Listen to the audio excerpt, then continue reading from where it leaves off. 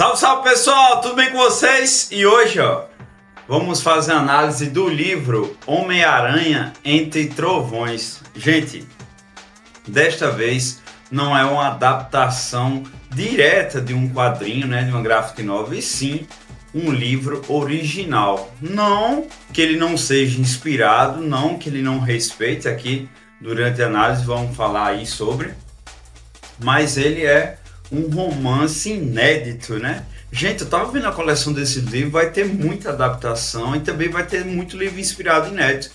Ou seja, a gente vai compartilhar de muita coisa legal na literatura sobre quadrinhos. Gente, esse livro é do Christopher Bennett e ele se passa após os eventos de Morlun, o vilão. Vocês, já ouviram falar dele aqui na própria resenha do canal do Homem-Aranha de Volta ao Lar. Esse quadrinho aqui, vocês dêem uma pesquisada aí que essa resenha já está por aqui.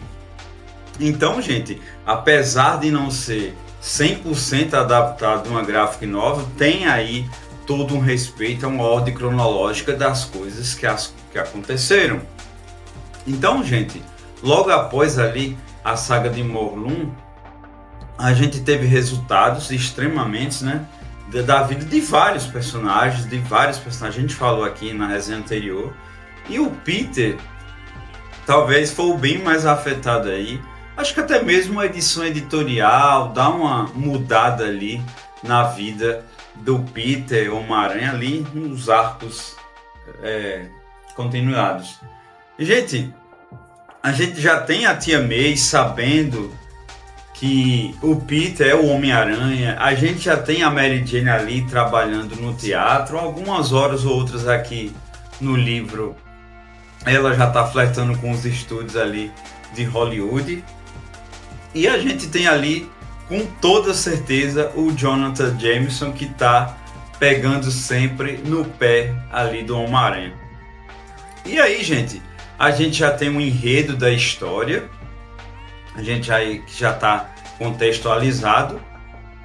Nós temos aí uma invasão de robôs, onde o Homem-Aranha está trabalhando como professor. Acabei falando aí de algumas coisas que aconteceram, acabei não contando esse detalhe. Então, o Homem-Aranha ali é um professor de biologia, está dando aula de boas. Gente, ele lembra um pouco o Homem-Aranha da série animada, a dos anos 90. Ele já é um homem mesmo, já é um professor, ele já não é aquele fotógrafo para o Clarim Diário, apesar que com o passar aqui do texto a gente vai falar ainda das ligações que ele tem com o Clarim.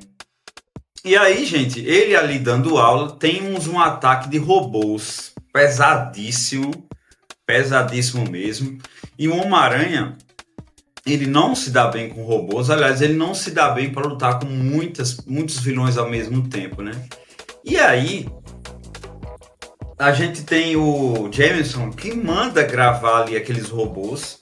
Gente, estamos bem atualizados, internet, celulares, Já é uma edição bem adaptada, aliás, já é anos 2000, 2000, esse livro é de 2005. Ele se passa ali na década de 2000 já. E aí o Jameson grava todo aquele ataque ali dos robôs e acusa o Homem-Aranha de ter feito aquilo. Gente, ele pega muito no pé do Homem-Aranha, como vocês sabem aí, dos filmes, dos quadrinhos. Se você conhece todos esses projetos de mídia que o Homem-Aranha, o Jameson não perdoa o cara, não tem condições.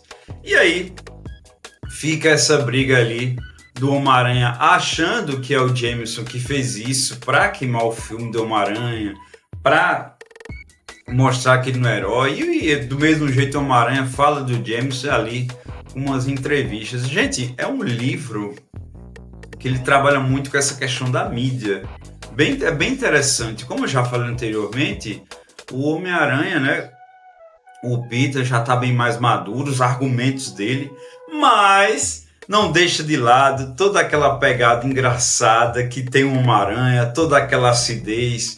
Tem hora ou outra ali que você acaba morrendo de rir, o Homem-Aranha ali passando por alguns perrengues, ou até mesmo quando vê algum vilão, é muito engraçado. É muito, se você conhece um pouco mais de cultura pop, se você conhece os vilões, esse livro, aliás, dificilmente esse livro tem uma parte ruim. Dificilmente ele tem uma parte ruim. Ele vai dar uma morgada, mas eu vou chegar lá. Mas até isso ele é interessante. E aí, gente, fica essa briga ali entre eles e, obviamente, que o Homem-Aranha só não vai acusar o Jameson. E aí a gente vai ter um panteão de vilões que o Homem-Aranha vai procurar. Isso desde alguns que ele já deixou preso, até mesmo antes lá da época do Morum, e entre outros, o Camaleão. Aparece, gente, olha, e citado tanto do vilão que alguns eu nem me lembrava mais. É sério, é sério. E talvez um dos principais vilões desse livro é o Electro. O Electro, pela habilidade que tem, é um dos principais suspeitos, sim, do Homem-Aranha, pelo fato de fazer o que ele faz, né? O que ele pode fazer, ele pode com toda certeza controlar os robôs. E aí, gente, o livro continua e é uma parte muito interessante, como eu já venho falando aí do Peter, a gente tem um Peter mais investigador. Então, além dele ficar com aquela pulga atrás da orelha perante ao Jameson, a gente tem, obviamente, o Peter ali com aquele senso de ficar investigando e realmente não só acusar o Jameson de estar fazendo aquilo. Mas tudo leva a crer, pelo menos até boa parte ali da narrativa, que o principal vilão, né, que o culpado de tudo é o Electro. E aí, gente, outra grande característica aqui do livro é que o sentido aranha tá falhando. Gente, isso é muito interessante, porque assim, a gente que cria conteúdo, a gente sempre tem que estar pesquisando ali sobre o seu próprio sentido aranha, sobre os próprios vilões que aconteceram, né? E aí, gente, esse sentido aranha aconteceu já algumas vezes, essa falha, e eu não me lembro assim realmente, aquele episódio, aquela leitura, eu não tô lembrado, mas então já aconteceu sim. E aqui também acontece essa falha no sentido aranha, e gente, só acontece quando a Tia May e a Mary Jane estão lá. E aí, os problemas psicológicos, podemos até dizer assim, né? O estresse lá do Peter, do Homem-Aranha, eles acham que a Tia May e a Mary Jane são robôs, né? São androides. E é muito interessante. É muito interessante porque o sentido aranha tá traindo ele. Eu tô me lembrando agora, tá vindo memória, que realmente ele já enganou ele. Eu não tô lembrado do episódio, mas tá vindo aqui. E aí, o Homem-Aranha acaba quase machucando a Tia May, quase machucando a Mary Jane. E falando em Mary Jane, né, como eu já falei aqui, ela tá dedicando a vida ali ao teatro. E tem aquelas brigas, as DRs, né, com a Mary Jane. Muito quadrinho, gente. É muito quadrinho. É algo que o Christopher, né, o autor do livro, ele sabe trabalhar muito bem. Né? Algo muito parecido ali com o Sam Raimi, como trabalhou com o Homem-Aranha. Não só a relação dele com a Mary Jane, mas entre e outros detalhes. Então o sentido da aranha está falhando, as coisas estão complicando e nada de aparecer o principal vilão. E aí, gente, a gente chega novamente a um material de pesquisa que é o Mestre dos Robôs. O Mestre dos Robôs eu também não conhecia, ou também não me lembrava. Se você conhece sobre o Mestre dos Robôs, comenta aqui alguma aventura que marcou ele. Então, a gente faz novamente, né, aquela pesquisa aqui para o canal, que o nome dele é o Mendel Strong. Gente, ele tá lá desde os anos 60. Ele é um vilão que eu não lembro dele, talvez ele não tenha aparecido na série animada. Por que eu tô falando na série animada aqui dos anos 90? Porque foi o meu carro-chefe do Homem-Aranha, né? Era ali ainda dos anos 90, eu não tinha tanto acesso ali aos quadrinhos, então eu não lembro dele. E, gente, ele trabalhou como um cientista para o Norman Osborn, né? O Duende Verde. Na verdade, eles trabalhavam juntos, né? Eles trabalhavam juntos, só que aí ele roubou dinheiro. Gente, isso não faz parte do livro. Isso é uma pesquisa, a gente está contextualizando ali sobre ele. Então ele vai, rouba dinheiro da indústria e o Norman ele descobre. Ele é preso, depois ele é morto. E isso ali, ainda na década de 60, o Mendel ele sofre outras alterações ali com o decorrer dos anos 70, anos 80, 90, enfim, até chegar os anos 2000. E aí, o Mulholland, a saga de Mulholland ali, que a gente também já falou, não fala sobre ele. Mas aí que tá a sacada. Porque o Christoph, ele traz sim o Mendel fazendo uma total ligação aqui. Ele sendo o mestre dos robôs, né, e tendo o ataque dos robôs, que na verdade o Electro estava sendo o pau-mandado dele, né? Ele estava sendo o pau-mandado porque na verdade o grande arquiteto de todos esses ataques não era o Jameson, gente. Mas teve um momento, não é ele, cara. Não é o Jameson, não. Eu sei que ele não gosta do Homem-Aranha, eu sei que ele quer acabar com o filme do Homem-Aranha, mas não era ele. Não tinha condição.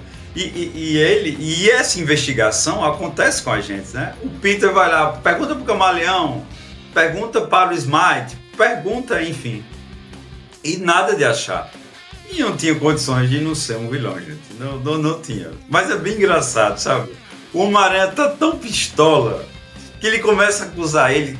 Não tem palavrão, o livro não tem palavrão. Mas tem hora que ele quase fala um palavrão, o Peter lá. E isso ficou bem engraçado aqui. Porque ele é assim, né? Ele já fez isso uma vez lá no filme também, né? Quem disse que isso é problema meu, né?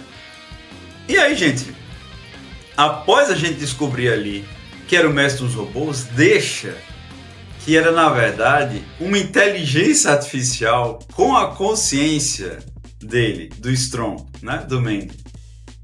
E aí, isso, gente, é quase no final do segundo ato. Porque ele aparece, né? A IA, né? Dentro de um robô. E é muito bom isso, porque dá até um certo tipo de sossego ali pro Peter, porque ele já tava pistola, né? Com toda aquela situação.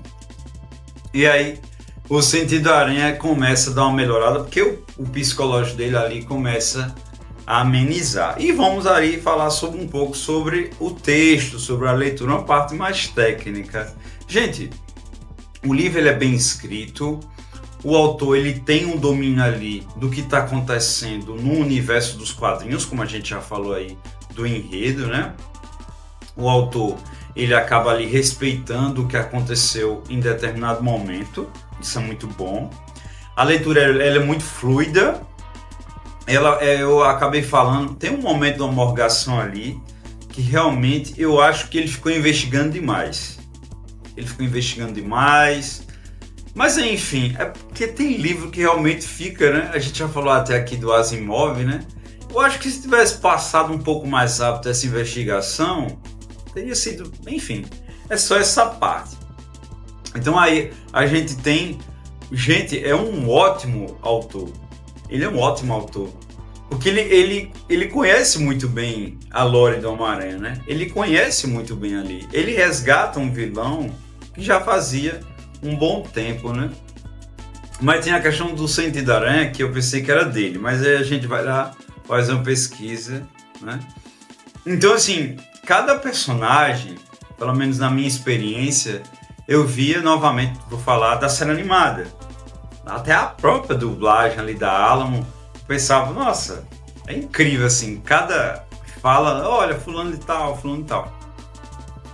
Mas sobre a questão da escrita, sobre a questão do texto, realmente, também ele é muito bom, gente, muito bom mesmo.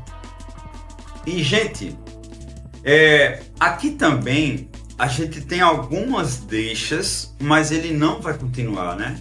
Ele não tem uma continuação.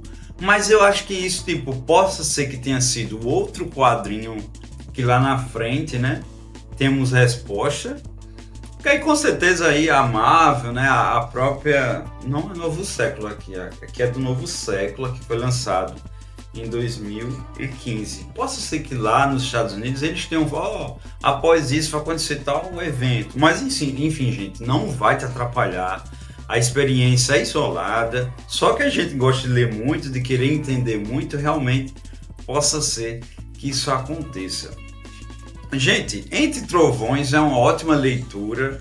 Vai te apresentar ali todos os vilões do Homem-Aranha que você gosta, vai ter muita referência, tem algumas coisas que talvez você nem é obrigado a saber, olha, você não é obrigado a saber nada, talvez tem coisa ali que você nem é obrigado, mas vai ser uma experiência divertida, você vai morrer de rir com o Peter, gente, é muito bom, é muito bom ver ele pistola, gente, ele com raiva de todo mundo, sabe, cobrando salário, essa vida lá de super-herói. E tem um momento lá que eu não queria falar, gente. É dos Vingadores. Só quem faz coisa boa aqui é Vingadores, sabe? Os Vingadores aparecem, o Quarteto Fantástico. E ele ali de canto, né? É muito bom, gente. Eu vou ficando por aqui. Muito obrigado e até mais.